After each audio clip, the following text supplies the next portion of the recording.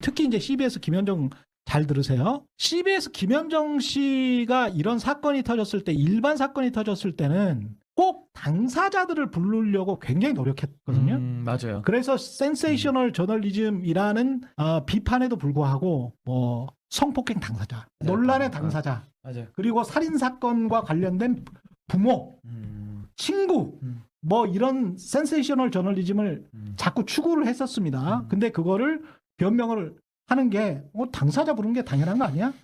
그것도 시민 위주로? 그렇죠. 시민 권력 위주로? 근데 이번에는 왜? 군인 불러봤어요? 예. 여의도에 나갔던 시민 불렀어요? 그 시민 부르려고 컨택했어요? 이준석 한동훈의 옷을 갈아입는 거를 도와준 거 아닙니까? 친윤의 옷, 왔다 갔다 친윤의 옷에서 카멜레온처럼 옷을 딱 벗고 나는 반윤이었어 옛날부터. 그렇죠. 이런 식으로 옷을 싹 갈아입게 환복을 시켜준 거 아닙니까? 근데 뭐 그것은 그것이고 여하튼 지금 현실은 그것이 당론 아니라 저기 예. 죄송한데요. 예. 우리 사회자께서요. 예. 너무 세상을 기술적으로 보고 접근하시면 안 됩니다. 알겠습니다. 본질적인 문제를 제기하는 것이 저는 언론의 사명이고 예. 오늘 이 시점에도 한국의 민주주의가 도전받고 있는 본질적인 문제를 고민하지 않는다면 예. 저는 그것을 제기하지 않는다면 언론인으로서 반성해야 되는 거라고 봅니다. 제가 여기서 오늘 그것은 던져야 할 질문은 예. 민주주의를 어떻게 방어할 것인가에 대한 아유 물론이죠. 질문입니다. 김 의원님, 예, 저는 지금 충분히 아니, 이번 저는 계엄에 그 대해서 문제를, 문제가 심각하다는 걸 그 문제에 지적하고요. 대한 본질적인 문제를 어떻게 극복해 나갈 것인가의 관점에서 네, 질문하시고 예, 사회적 분위기를 만들어가는 것이 저는 사회자를 포함한 언론인들의 역할이라고 봅니다. 저는 그런 것들이 이루어지지 않았을 때 우리는 광주를 경험했습니다. 정태근 사태 이후로 이 사건을 만들어 온 주역 중에 하나가 정치권도 못지않지만 사실 언론들이 많은 노력을 했단 말이에요. 뭐 그렇죠. 네. 근데 그 중에는 약간 중립방송 비슷한 모습으로 굉장히 인기 있는 프로그램에서 김민석 의원하고 이제 인터뷰하는 과정에서 드러난 게 뭐냐면 네. 이거 스포츠 중계처럼 한 거야. 아, 그러니까 제3자적 관점으로 스포츠 중계처럼 A 선수 볼을 찼습니다. 아, B 선수 받았군요. 이런 입장으로 이제 얘기를 풀어가는데 네. 우리가 해외 외신과 모든 언론을 한번 들춰보면 제목만 봐도 알아요. 잘못된 행위에 대한 보도예요. 네. 그러니까 윤석열이라는 자가 계엄령을 국민에게 총을 겨눴어. 국민에게 총을 겨눈 일은 잘못된 것이라는 기본 전제가 깔려서 그 다음에 사태나 전개나 관여자들에 대한 얘기를 하는 건데 당연하죠. 윤석열 측 입장에서도 쓰고 그 반대자들 입장에도 서서 이런 식의 객관 중립이라면 그거는 뭐라고 그럴까? 나치 부역자들과 똑같은 거죠. 우리는 아무 생각이 결코 없어요. 훌륭한 저널리즘이 아닙니다. 아니 본인은 우리나라 국민 아닙니까? 그러니까 저는 아무 생각이 없어요. 그러니까 제가 다시 한번 얘기하자면 평상시에 윤석열 체제를 지지할 수 있었다니까. 네, 그거는 맞습니다. 네, 그런데 네, 저도. 계엄령을 발동시킨 이 순간부터의 자기 태도, 자기 정책 견해가 계엄을 옹호한다고 그런다면 그들은 이제 어떤 형태로든 많죠. 처벌받아야 될 대상이 네. 되는 거죠. 그러니까 이제 옹호는 뭐 얘기할 필요가 없어요. 이 네네. 자리에서. 왜냐하면 그거는 뭐 그쵸. 누구나 똑같은 생각이고 할 필요도 없는데 네. 마치 이 사안을 두고 뭐 이런 견해도 있을 수 있고 이런 견해도 있을 수 있는 것처럼 그것을 우리 언론에서는 다룬다. 그리고 나는 그만큼 굉장히 객관적인 사람이다. 이 와중에도 나는 뭐 감정적이지 않다.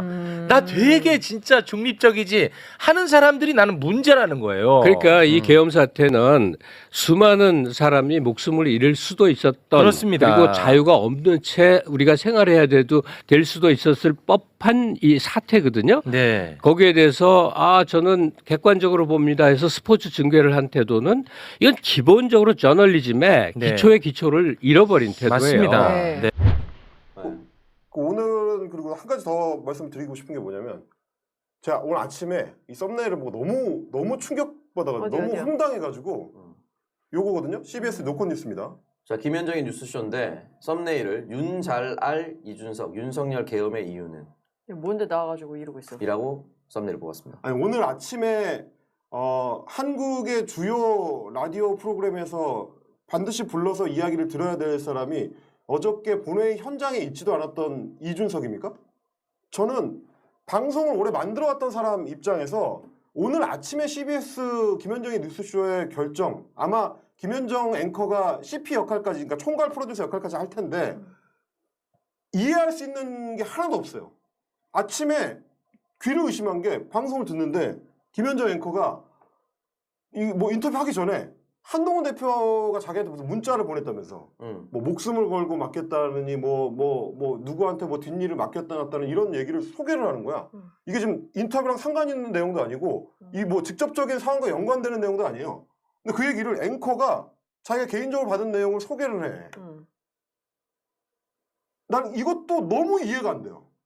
알만한 사람이 알만한 분이잖아요. 김현정 앵커가 지금 방송 진행을 하루 이틀 하는 사람도 아니고 이 방송 시스템 안에서 제작진으로 살아온 세월이 짧지도 않으신 분이잖아요. 저도 유튜브에서는 이렇게 얘기해도 MBC 뉴스아이키에 나가서 이렇게 얘기 안 해요. 왜냐하면 그건 내가 시청자한테 갖춰야 되는 기본 예의니까. 직업의식이에요. 직업의식. 내가 여기서 돈을 받고 일하는 노동자로서 어떻게 일을 해야 되는가에 대한 기준이 있어야 될 거 아닙니까?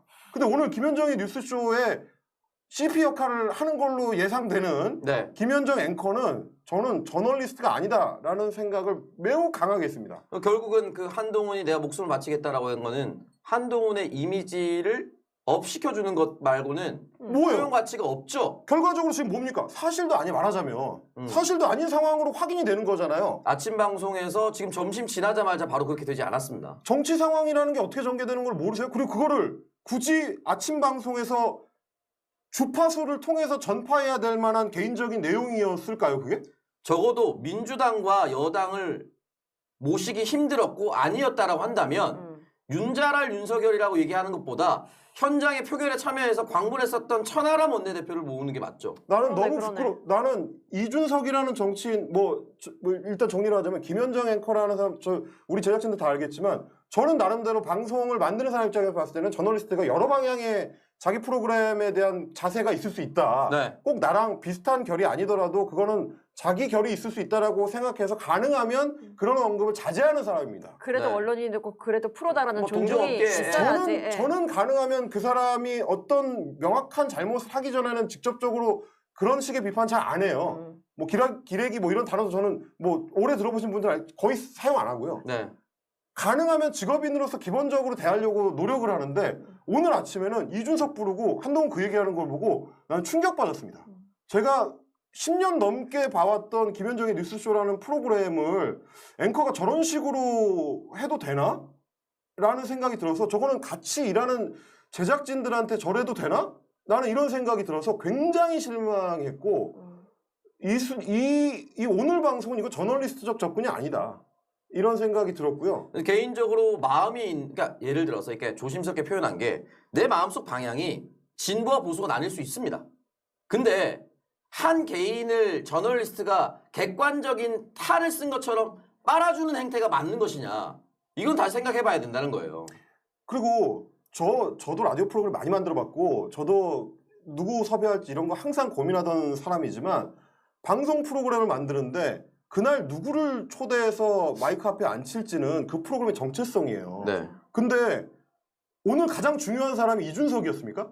아니죠. 그 사람이 말을 잘하거나 말발을 좀 세우거나 조회수를 뽑을 수 있을지는 모르겠는데 다른 날이 아니에요. 평범한 날이 아니잖아요. 오늘 아침은 평범한 날이 아니잖아. 대한민국이 내란의 위기를 이제 막 벗어날까 말까 하는 여전히 진행 중인 위기 상황에서 말도 안 되는 소리를 카메라 앞에서 쇼하느라고 그 국회 경호대한테 소리 지르고 그 장면 연출하는 그 쇼하는 정치인을 오늘 아침에 마이크를 줘야 되는 거예요? 대한민국의 탑3 안에 들어가는 라디오 프로그램의 진행자가 그 결정을 해야 됩니까? 나는 그게 이해가 안 돼요.